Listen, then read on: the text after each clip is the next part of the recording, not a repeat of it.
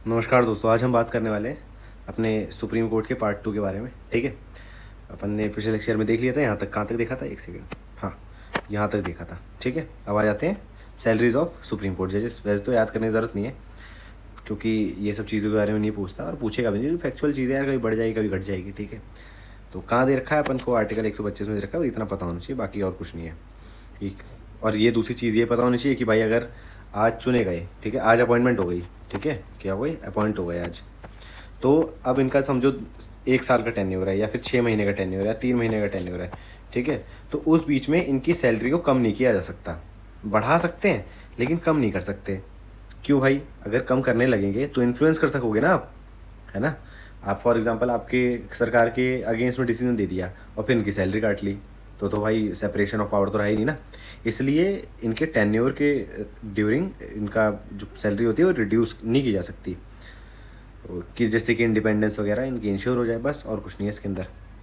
फिर है प्रिविलेजेस और अलाउंसेस, कहाँ पर दे रखे हैं, आर्टिकल 125 क्लॉज 2 में दे रखे हैं कि इनको कुछ लीव मिलती है, पेंशन मिलती है। ये सारी चीज़ें याद करने की ज़रूरत नहीं है, बता रहा हूँ बस कि हाँ ठीक है, कि दिमाग में रहे कि हाँ ये भी चीज़ें बताई थी। कुछ चीज़ें ना फोमो क्रिएट कर देती हैं, अगर नहीं बताऊँगा प्रिविलेजेस अलाउंसेस वगैरह या फिर ये क्या बोलते हैं सैलरीज, तो सोचोगे कि यार बताया नहीं अगले ने। अब नहीं बताया तो सोचोगे दूसरी जगह से लेक्चर देख लूँ, वैसे ही नहीं देखते हो तुम लोग। ठीक है, लेकिन चलो देखते हो जो भी जितने भी लोग हैं। ठीक है, अब देख लेते हैं अटेंडेंस ऑफ रिटायर्ड जजेस, आर्टिकल 128 में दे रखा है। मतलब चीफ जस्टिस ऑफ इंडिया पहले कंसेंट लेंगे प्रेसिडेंट साहब का। किस लिए लेंगे भाई, कि भाई कुछ अभी ज़रूरत पड़ गई है, किसके लिए, एक रिटायर हैं जजेस, उनकी ज़रूरत पड़ गई है सुप्रीम कोर्ट के अंदर। वो कोई भी मैटर हो सकता है, उसके अंदर ज़रूरत पड़ गई, या फिर कोरम नहीं पूरा हो रहा उसकी वजह से ज़रूरत पड़ गई, या फिर कुछ समय के लिए बुला लिया, उस बैकलॉग है बहुत ज़्यादा है।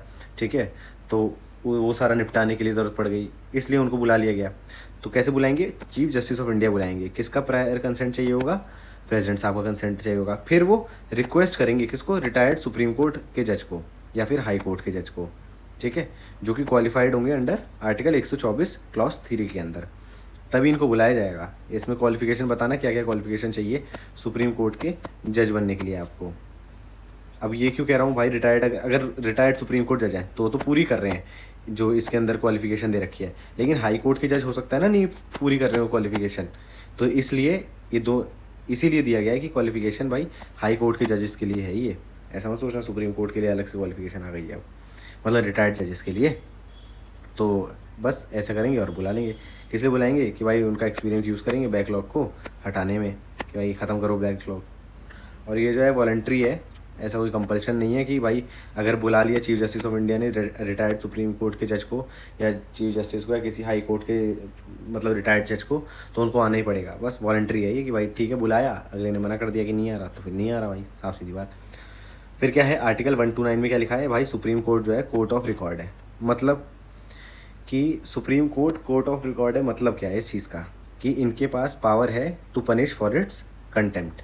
ठीक है, दूसरी चीज़ रिकॉर्ड का मतलब क्या होता है कि भाई एविडेंस, सुप्रीम कोर्ट ने कोई जजमेंट दे दी, ठीक है, तो उसको आप आगे आने वाली जजमेंट्स, आने वाले केसेस में एज अ केस लॉ के तरीके से यूज़ कर सकते हो। ठीक है, जो कि एक तरीके से लॉ बन जाता है, इसलिए बोलते हैं केस लॉ।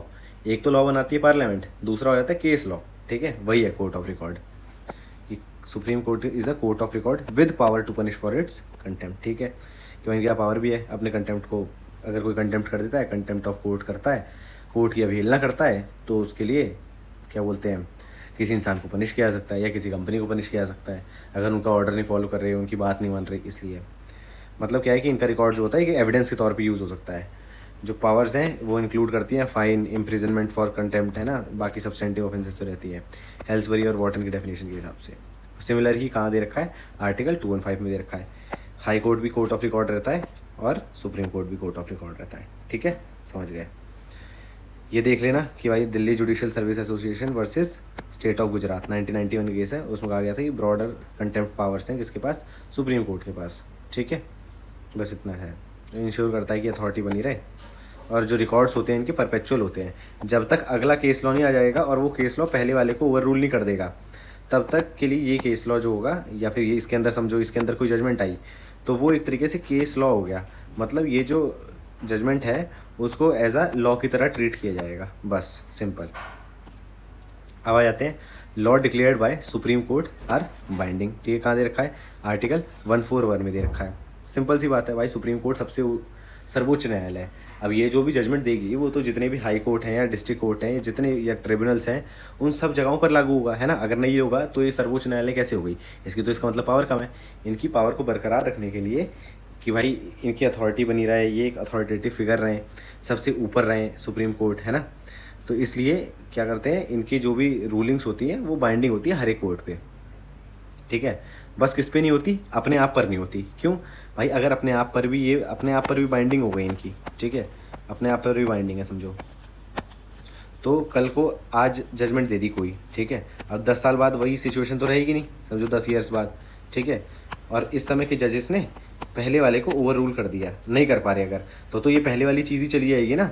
और फिर जैसे इवॉल्व होना चाहिए इंसान को या हमारे संविधान को, वो हो नहीं पाएगा। तो इसीलिए इनको पावर दे दी गई कि भाई ठीक है, कोई बात नहीं, पहले जो जजमेंट आ गई वो आ गई, लेकिन आज के हिसाब से, अभी की सिचुएशन के हिसाब से, अभी की सारी चीज़ों को देखने के हिसाब से आप जो जजमेंट दोगे वही मेन जजमेंट मानी जाएगी, पहले वाले को ओवर रूल कर दिया जाएगा, बस ख़त्म। तो क्या है इसके अंदर? डॉक्ट्रिन ऑफ प्रेसिडेंट, बस इतनी सी बात है। डॉक्ट्रिन ऑफ प्रेसिडेंट मतलब कि जो भी जजमेंट दे दी अब वो प्रेसिडेंट की तरह यूज़ की जाएगी, एज अ लॉ यूज़ करी जाएगी, जिससे कि एक यूनिफॉर्मिटी आ जाएगी।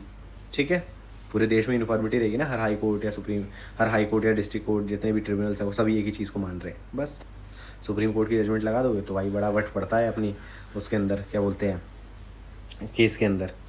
फिर आता है सुप्रीम कोर्ट की अलग अलग तरीके की जुरिडिक्शन है। कैसी कैसी भाई? एक ओरिजिनल जुरिडिक्शन हो गई, फिर है एपिलेट जुरिडिक्शन हो गई, तो ऐसे करके है। ठीक है, तो अब देख लेते हैं क्या है ओरिजिनल जुरिडिक्शन में, कि बस जो सिर्फ सुप्रीम कोर्ट के पास है। ओरिजिनल मतलब अकेली, एक्सक्लूसिव किसके पास है? सुप्रीम कोर्ट के पास है। आर्टिकल 32, ठीक है। कॉन्करेंट है, मतलब कॉन्करेंट वाली है ये ओरिजिनल जुरिडिक्शन, मतलब सेम ऐसी किसके पास है? हाई कोर्ट के पास भी है। ठीक है, हाई कोर्ट की कहाँ दे रखी है? 226 में दे रखी है। ठीक है, समझ गए, समझ गए। तो आर्टिकल 32 में क्या है कि भाई रिट है, रिट लगा सकते हैं कहाँ पर हम? सुप्रीम कोर्ट के अंदर। किस लिए लगा सकते हैं? सिर्फ फंडामेंटल राइट के लिए लगा सकते हैं। अब रिट के बारे में नहीं बताऊंगा क्योंकि पहले लेक्चर देखोगे तो तुम्हें समझ आएगा, सारी रिट पढ़ा चुका हूँ जितनी भी थी। ठीक है, बताना कौन कौन सी रिट है। जैसे एक हेबस कॉर्पस है, ये क्या नाम, इसका नाम मतलब इसका मतलब क्या है, और बाकी सारी जो रिट्स हैं उनका नाम बताना और उनका मतलब बताना, एक लाइन में बता देना अगर मन हो तो। वैसे तो होना चाहिए, तुम लोग का मन तैयारी कर रहे हो तो सुप्रीम कोर्ट के अंदर आप रिट लगा सकते हो। आर्टिकल 32 के अंदर आप लोगों के पास पावर है, किस लिए? अगर आपका फंडामेंटल राइट का हनन होता है। और सेम तो नहीं कहेंगे, सिमिलर पावर किसके पास है? आर्टिकल 226 में हाई कोर्ट के पास है। बस इतनी सी बात है। फिर है आर्टिकल 131 एक्सक्लूसिव पावर, मतलब ये सिर्फ और सिर्फ ये वाली ओरिजिनल जुरिडिक्शन जो है सिर्फ और सिर्फ किसके पास है भाई? सुप्रीम कोर्ट के पास है। हाई कोर्ट के पास है नहीं है। क्यों नहीं है? क्योंकि देखते हैं क्यों नहीं है। देखो, इंटर गवर्नमेंटल डिस्प्यूट है, अगर यूनियन वर्सेस स्टेट हो रहा है तो कौन सॉल्व करेगा भाई? सुप्रीम कोर्ट सॉल्व करेगी। ठीक है, क्योंकि हाई कोर्ट तो नहीं सॉल्व कर सकते ना, एक हाई कोर्ट दूसरी हाई कोर्ट सिमिलर लेवल पर है, एक पेडेस्टल पर है, तो हाई कोर्ट एक स्टेट का देखेगी, उसकी जुरिडिक्शन ही एक स्टेट तक है, तो वो दो स्टेट की लड़ाई या फिर एक स्टेट और एक यूनियन की लड़ाई कैसे देखेगी, है ना। अगर किसी बात पे बहस हो इन लोग तो कैसे देखेगी? तो इसलिए होता है ना। बस लिमिटेशन ये है कि भाई कोई प्राइवेट पार्टी नहीं होनी चाहिए और सिर्फ लीगल राइट होना चाहिए एज पर सेलमेंट की डेफिनेशन। सिर्फ और सिर्फ लीगल राइट ही यहाँ पर देखे जाएंगे। एक्सक्लूड करता है ट्रीटी वगैरह को, वाटर डिस्प्यूट को, जो कि आर्टिकल 262 में देखा जाता है। फाइनेंस कमीशन को भी, जिन जिन के लिए अलग आर्टिकल बना गया वो चीज़ें इसमें इंक्लूड नहीं होगी, क्योंकि उनके लिए तो अलग से प्रोसीजर, अलग से चीज़ें बना दी गई ना। जैसे वाटर डिस्प्यूट के लिए अलग चीज़ें बना दी गई, तो सुप्रीम कोर्ट क्यों देखेगा भाई उस चीज़ को? जब अलग से प्रोसेस उसका बना है तो इनको और बर्डन कर दोगे तुम सेम चीज़ लाकर, नहीं ना, दो जगह सेम केस नहीं चल सकता ना, इसलिए। बस आर्टिकल 32 को डॉक्टर BR अम्बेडकर साहब ने कहा था कि भाई हार्ट एंड क्या है? हार्ट, ठीक है, और क्या है? सोल, जो कि आपकी गर्लफ्रेंड नहीं है, मम्मी है आपकी हार्ट एंड सोल भाई। ठीक है, याद रखना ये बात, बताइए, बड़ी अच्छी बात मैंने। फिर आते हैं एपिलेट जुरिडिक्शन पे भाई। अपील मारने की जुरिडिक्शन किसके पास है? मतलब हाई कोर्ट में भी अपील मार सकते हो, वैसे ही सेम सुप्रीम कोर्ट में भी मार सकते हो। अगर डिस्ट्रिक्ट कोर्ट से है फिर उसके बाद हाई कोर्ट जाओगे, है ना, हाई कोर्ट के बाद कहाँ जाओगे? सुप्रीम कोर्ट जाओगे। तो कौन सी है? एपिलेट जुरिडिक्शन में आती है या अपील मारने की। तो सुप्रीम कोर्ट के पास पावर है कि भाई ये सुनेंगे अपील किससे, कौन सी जजमेंट से, डिक्री से, ऑर्डर किसकी? लोअर कोर्ट की, प्राइमरीली हाई कोर्ट्स की। कुछ केसेस में ट्रिब्यूनल की भी सुनते हैं, ट्रिब्यूनल की भी जाएगी क्यों भाई? क्योंकि हो सकता है ट्रिब्यूनल की पहले हाई कोर्ट जाए, फिर हाई कोर्ट के बाद सुप्रीम कोर्ट जाए, ऐसा भी होगा। वो सब अलग अलग केसेस में देखना है, वो सब जानने की जरूरत नहीं है। बस इतना है कि भाई सुप्रीम कोर्ट के बाद एपेलेट जुरिसडिक्शन है, जो कि लोअर कोर्ट्स, जो कि हाई कोर्ट और डिस्ट्रिक्ट कोर्ट है, कोई भी हो, उनकी अपील सुन लेगी। भाई यहाँ पर समझो कोई बात चैलेंज करी, 302 का समझो मर्डर का केस था, हाई डिस्ट्रिक्ट कोर्ट में गया, ठीक है, वहाँ पर आदमी को छोड़ दिया गया, कहा कि भाई ठीक है नहीं किया इसने मर्डर। फिर हाई कोर्ट में गया, हाई कोर्ट ने कह दिया कि भाई नहीं मर्डर किया है इसने, ठीक है। अब फिर अगली फिर से पिटीशन लगी, फिर से अपील मार दी आप लोग, जिसने भी जिसने किसी एक ने ही मार दी कि कौन मारेगा, जिसको सज़ा होगी वही मारेगा, कि भाई ठीक है यार ऊपर वाले पे चलते हैं, सुप्रीम कोर्ट का जो डिसीजन होगा वो फाइनल होगा बस। कॉन्स्टिट्यूशनल क्वेश्चन कहाँ पर है, आर्टिकल 132 में। कि आर्टिकल 132 क्लॉज 1 प्रोवाइड करता है कि अपील कहाँ होगी, सुप्रीम कोर्ट में होगी, अगर किसी जजमेंट डिक्री या फाइनल ऑर्डर है हाई कोर्ट का, विद इन इंडिया की बात हो रही है, या फिर कोई भी प्रोसीडिंग हो, सिविल प्रोसीडिंग हो, क्रिमिनल प्रोसीडिंग हो, या कोई भी, ठीक है। हाई कोर्ट सर्टिफाई करता है अंडर आर्टिकल 134 है, ये याद रखना, इंपॉर्टेंट आर्टिकल है। अगर कोई केस है जो इन्वॉल्व करता है substantial question of law as to be interpretation of the constitution, अगर कोई केस आया उसके अंदर संविधान से रिलेटेड किसी चीज़ को इंटरप्रेट करने की बात आ रही है, तो कौन करेगा भाई, सुप्रीम कोर्ट करेगी, बस ख़त्म।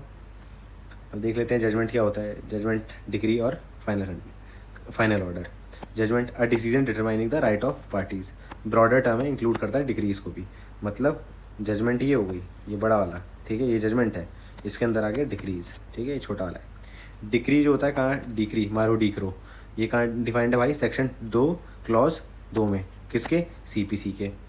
कि एक फॉर्मल एडजुडिकेशन होता है जो कंक्लूसिवली डिटरमाइन करता है कि भाई किसके पास राइट है सूट में, ठीक है। बस फाइनल ऑर्डर क्या होता है, जिससे कि जो राइट ऑफ पार्टी है, ठीक है, मतलब एक ऑर्डर जो डिस्पोज करता है राइट्स ऑफ पार्टीज़। ऐसा कुछ याद करने की ज़रूरत नहीं है, तुम लोग इतना पूछेगा नहीं, लॉयर नहीं हो ना, क्योंकि तुम लोग मतलब हो लेकिन बनने नहीं जा रहे ना, तुम लोग तो UPSC क्लियर करना चाहते हो, तो ये चीज़ें नहीं पूछता हो। बस यहाँ तक देखते हैं, बाकी उसके बाद देखेंगे अगले लेक्चर में, ठीक है। हाँ यहीं तक देखते हैं, क्योंकि यहाँ तक इम्पोर्टेंट है।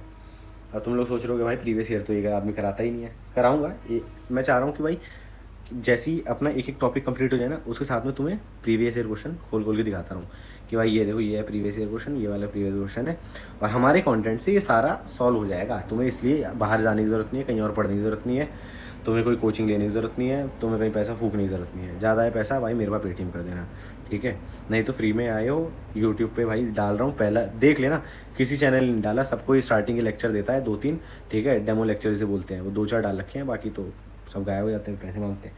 अपने यहाँ पर फ्री है भाई, आओ यूट्यूब पे, नेट का रिचार्ज है, आओ यूट्यूब पे भाई देखो, अपना पढ़ लो, ठीक है, चलो बाय।